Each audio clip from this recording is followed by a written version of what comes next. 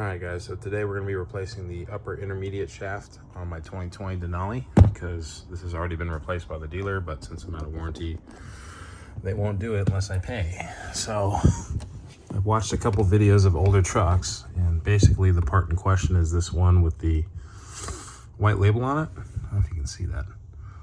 Part number is 84488136, but basically there's a clunk in this one that developed after probably 6 months after they put it in, just like the original.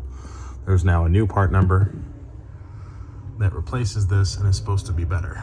But you can see right here, there's one bolt that holds it on, and then there's one bolt under the hood, and I believe you have to take the boot off to pull it out, but I'm not sure about that yet. Hopefully not. Let me show you the under hood. Okay, right there, you can see the bolt under the hood. So there's basically two bolts.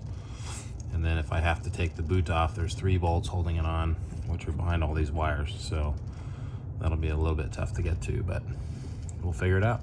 All right guys, there's the new part number 851-26059. Of course, you need to verify that with your dealer and your VIN number. However, this fits the 2020 Crew Cab Short Bed Denali 2500 that I have. This is like the 3rd or 4th design from GM. And as you can see, this is all it is.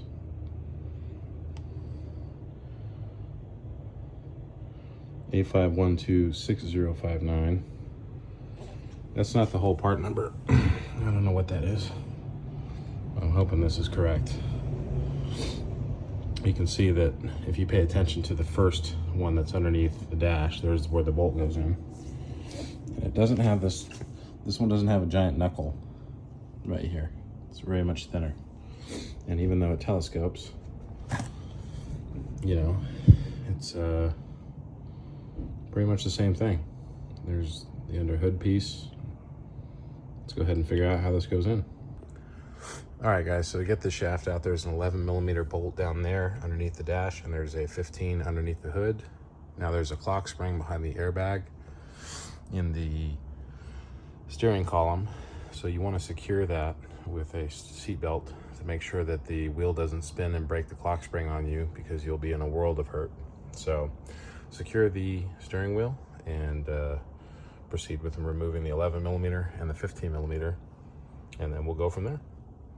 All right, so I got the 15mm out from underneath the hood, and I got the 11mm out from underneath the dash. And again, I'm hoping you can see this. It's hard to, there you go. So there's the intermediate steering shaft disconnected from the upper steering shaft, and hoping this will have enough room to push out from the compartment in. Otherwise, I'm gonna have to remove the bushing or the whole boot, which is gonna be a pain. So let's go ahead and try that. All right guys, so I'm super happy right now because it was super easy. After I got the 11 and 15mm bolts out, there's enough slack in this intermediate shaft to push it into the cabin, and there's enough clearance in there to get it out from underneath the dash without having to remove the boot underneath that's attached to the firewall, which saves me probably an hour. So the old shaft is this one.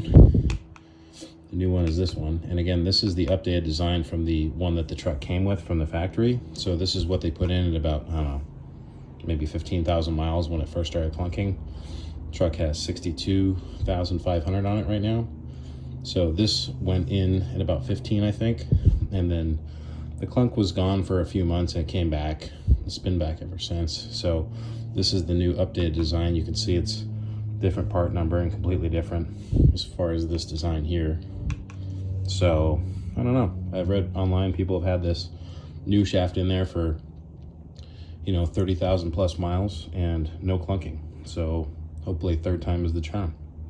So to install, just reverse of order, force this back through the boot from underneath the dash, line it up, reinsert the 11 and 15mm bolts, and that's pretty much it.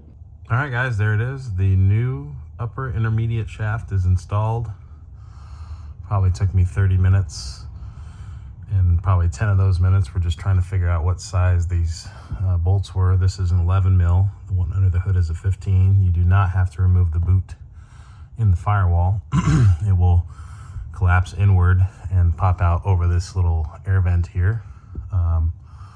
Word to the wise is make sure you secure your steering wheel with the seat belt, and when you go to line up the new shaft, you're going to want to use or you're going to want to turn the ignition on so that there's no